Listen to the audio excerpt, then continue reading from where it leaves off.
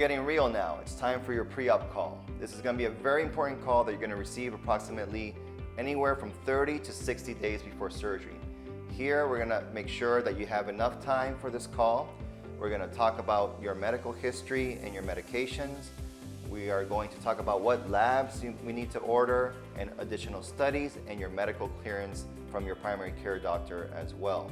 We're also going to get into what medications you cannot take and that you need to stop at least 30 days before surgery. You got to be thinking about your caretaker and where you're going to stay. And finally, we're going to give you some very specific instructions of things to do 7 days before your surgical date. This pre-op call is going to be very, very important. So you got to make sure that you allocate at least 20 to 30 minutes for this call with no distractions so you can make sure you're paying attention and taking in all the important information. This is when we're going to talk about your past medical and surgical history. It's very important that you have a list for anything that's may have happened in the past so that we get a complete medical history from you, as well as any medications that you're taking at this time. If you've had any blood clots in the past, for whatever reason, make sure you tell us at this point in time.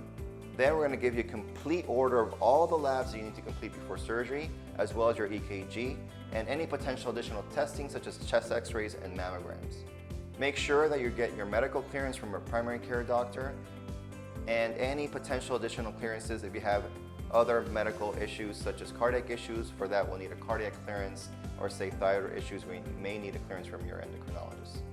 Now, this is very, very important. There's certain medications that you definitely need to stop before surgery, some of them 30 days before surgery. For example, oral contraceptives or phentermine. Both of these need to be stopped at least 30 days before surgery. The other thing that's super important is no nicotine. You can have absolutely no nicotine in your system, so please make sure to stop any nicotine products in whatever form they come in at least 30 days before surgery.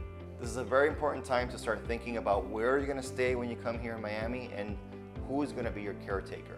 Now, you can bring someone with you, you could hire a nurse, or you may be staying at a recovery house. If you need some recommendations, please let us know, and our coordinators will be happy to help you.